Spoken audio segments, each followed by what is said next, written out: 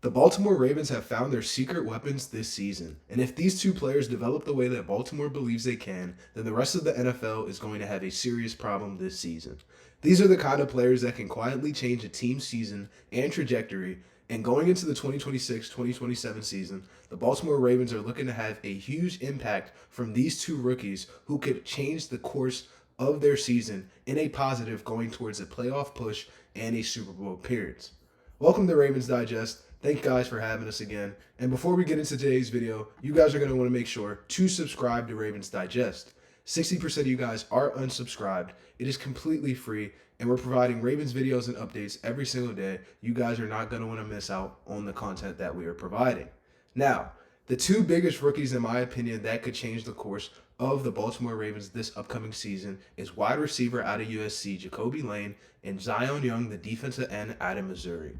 Talking about Jacoby Lane has one of the highest upsides that the Ravens have seen from a receiver in a very long time. He is a homegrown, and to be drafted out of USC, he provides one of the biggest sparks that the Baltimore Ravens have been looking for in this wide receiver room for the past couple of years or so. The one thing that stands out about Jacoby Lane is his frame. Jacoby Lane is a 6'4" receiver, 200 pounds, huge catch radius when it comes to running routes and being able to snag those balls in with great hands. Jacoby Lane stands out as a higher tier prospect, and I believe that Jacoby Lane should have been gone in the first and second round. Now, the idea that the Jacoby Lane slipped to the Baltimore Ravens fell perfectly in our laps, and I believe Lamar Jackson and Jacoby Lane will have a very beneficial season going into the 2026-2027 season. Now, Jacoby Lane going out of USC was one of the most highly talented prospects out of Southern California last season. In the 2026 draft, the Baltimore Ravens felt the need to acquire a physical and a bigger receiver to be able to provide those jump ball abilities for Lamar Jackson. Now, Jacoby Lane also had Makai Lemon on his team, who is now a Philadelphia Eagle in the 2026-27 season. But Jacoby Lane, as an outside receiver, made some of the best plays that Southern California has seen all season, including this image right here of a one-handed catch against Georgia Southern, being contested and finishing the play with a pass interference call and making one of the most spectacular grabs that was seen over the course of last collegiate football season. Jacoby Lane has a bunch of strengths and a bunch of weaknesses, but I believe that the strengths outweigh the weaknesses due to what the potential for Jacoby Lane could be going into this upcoming season. Now, taking a look at Jacoby Lane's stats from last season, Jacoby Lane had 7 catches as a freshman primarily, with 93 yards on a 13 average with 2 touchdowns. In 2024, that reception total spiked up to 43 with 525 receiving, 12.2 average, and the highest total that he has seen in his career with a 12 touchdown with a 33 being his longest.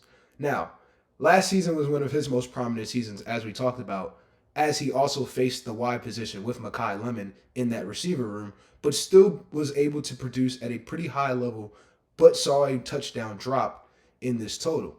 With the 49 receptions, 745 yards, and as we talked about, compared to his previous season of his total of 12 high touchdowns, 4 touchdowns was a bit of the drop-off, but not primarily, mostly due to the fact of the emergence of Makai Lemon on that outside to be able to create that tandem duo for the Baltimore Ravens in this draft, but specifically in this context for the University of Southern California, to be able to have two players with such a big high end and a high playability was very beneficial to them last season, and hence why both of them were really high regarded draft picks out of Southern California.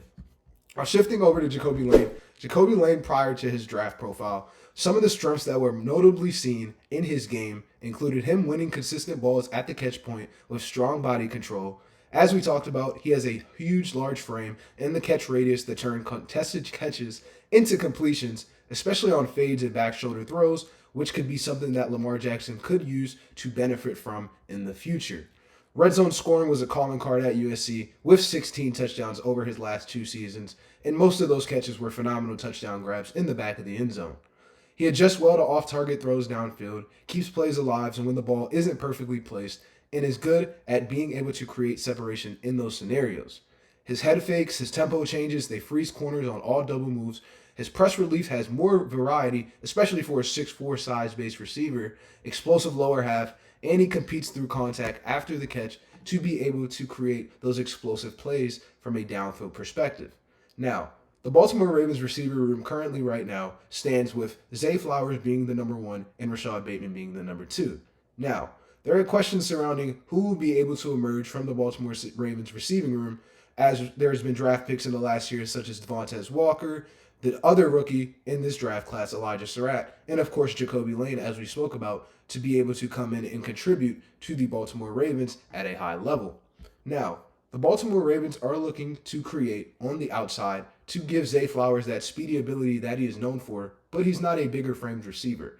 DeAndre Hopkins is nearing the end of his career, and to be able to have a piece such as Jacoby Lane to be able to benefit and help out that receiver room in terms of size is something that the Baltimore Ravens have been looking for over the past couple of seasons.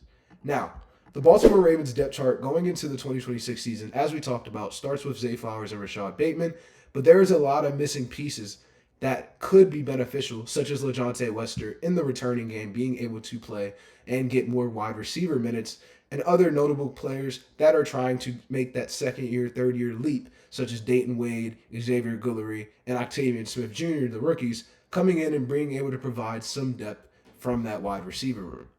Now, Jacoby Lane, in my opinion, as we talked about, is a bigger framed receiver, has a high catch radius, and has the ability to go out and make plays in jump ball scenarios.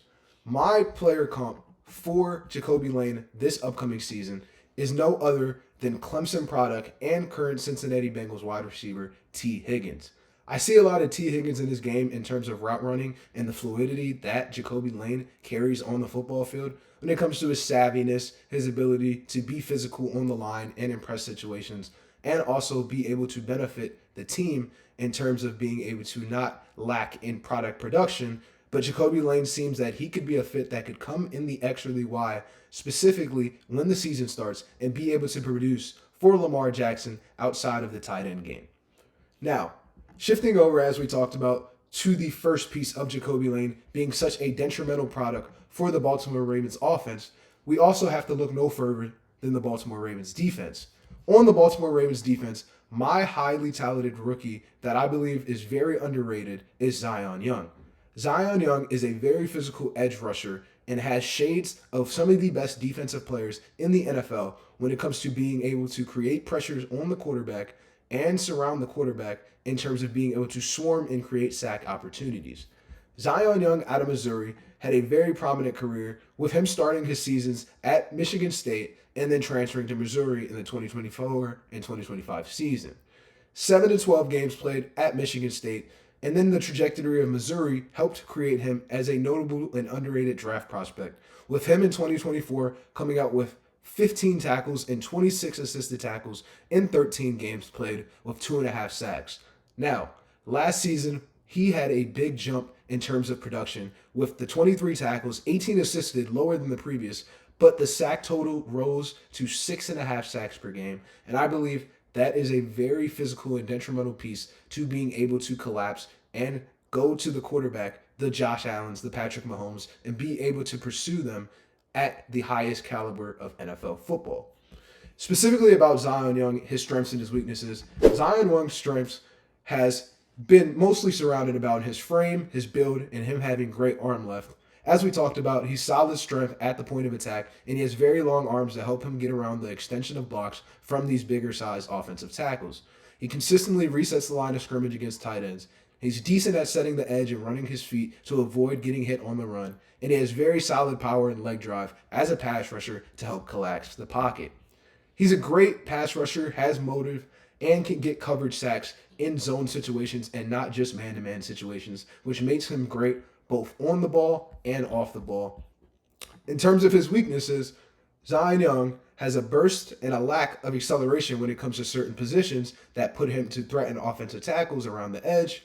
He's not very twitchy and doesn't show high-level athleticism as a pass rusher, and his use of hands when rushing the ball is still a work in progress. His timing is a little off, but he takes advantage with it with long arms. Subpar bend of the angles around the edge and impacting the ability at the corner of his top routes could lead to insufficient pass towards the quarterback, and he also has a habit of occasionally working around blocks. I believe with Jesse Minter and the defensive coordinator for the Baltimore Ravens, These are things that could be tweaked out in the offseason and in training camp and prior, as we've seen the work he's already put in throughout minicamp this season. Comparing him to an NFL comp, to me, seems not too highly unlikely, with one of the player comps that I have for him actually being former Baltimore Raven Za'Darius Smith. Za'Darius Smith was known for the Ravens to be able to provide edge pressure and get to the quarterback on that outside in the early days of Suggs, Mosley, and other notable players being on that roster to help provide for the Baltimore Ravens. The defensive depth going into this upcoming season, as we talked about, features Roquan Smith, the highly notable, Nate Wiggins in the corner room. But as we shift over to looking at Zion Young, currently number 2 on that left outside linebacker behind Tavarius Robinson, who had a great season last year, and 2 other notable rookies to be able to play in the sub and the linebacker positions. I believe that Zion Young could develop into a great edge and also develop into a player that could play outside on a hybrid position, not only in the edge, but to be able to control and contribute to the game from outside linebacker positions. Now, I want you guys to let me know what you guys think in the comments surrounding which rookie you believe will have a bigger initial impact.